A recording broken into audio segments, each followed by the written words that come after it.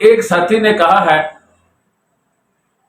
کہ آپ کوئی مصلحت اور حکمت بیان کر دیں کہ تراویح 20 ہیں، تو اس کی ضرورت تو نہیں ہے، جب رسول اللہ صلی اللہ علیہ وسلم سے، خلفائے راشدین سے، جن کے بارے میں رسول اللہ صلی اللہ علیہ وسلم نے فرمایا علیکم بسنتی و سنت الخلفاء الراشدین المہدیین، خلفائے راشدین کی سنت کو بھی اپنی سنت کی طرح رسول اللہ صلی اللہ علیہ وسلم نے شریعت کی سنت قرار دیا ہے۔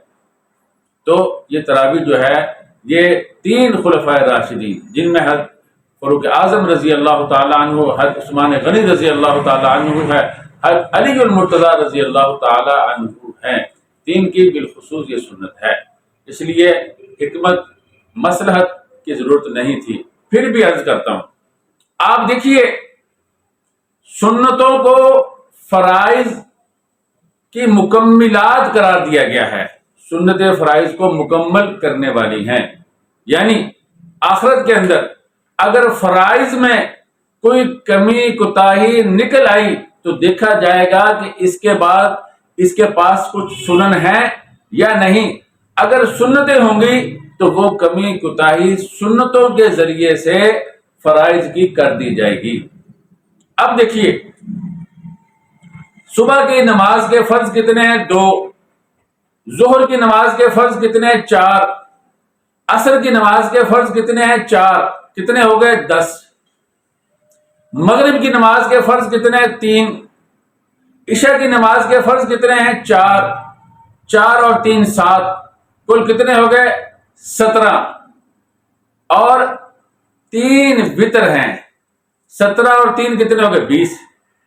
تو اس لیے تراویح کی رکعتیں بھی 20 مشروع ہوئی ہیں، مسنون ہوئی ہیں، تاکہ یہ جو 20 فرائض ہیں ان میں جو کمی کوتاہی رہ جائے وہ ان کے ذریعے سے پوری کر دی جائے۔ اور پھر رمضان کے مہینے میں پڑھی جاتی ہیں۔ رمضان کے مہینے میں سنتوں کو اور نفلوں کو فرضوں کا مقام دے دیا جاتا ہے، اور جو فرض ہوتے ہیں وہ 70 گنا بڑھا دیے جاتے ہیں۔ تو اگر کوئی آدمی، اللہ رب العزت سے امید کی جاتی ہے کہ کوئی تراویح کو صحیح طریقے پر 20 ہی تراویحاں پڑھے، شرح صدر کے ساتھ پڑھے، صحیح طریقے سے پڑھے، تو اللہ سے امید ہے کہ پورے سال کے اندر جو کمی کوتاہی ہوگی اللہ رب العزت پورے سال کی کمی کوتاہی اللہ رب العزت تراویح کے ذریعے سے پوری فرما دیں گے۔ اللہ تعالیٰ کے ہاں یہ بھی ایک ضابطہ ہے کہ اجر کتنا دیا جاتا ہے؟ 10 گنا دیا جاتا ہے۔ کتنا اجر دیا جاتا ہے؟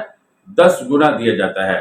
تو اگر 10 گنا اجر دیا جائے تو وہ جو 11 مہینے ہیں اور پھر رمضان میں بڑھا کر جو ملتا ہے وہ 11 مہینوں میں جو کمی کوتاہی فرائض میں ہوتی ہے اللہ رب العزت تراویح کے ذریعے سے اسے پورا فرما دیتے ہیں۔ تو اس میں یہ بھی ایک حکمت اور مصلحت ہے کہ جتنے فرائض ہیں اللہ رب العزت نے ان کی تعداد کے مطابق تراویح کو مشروع قرار دیا۔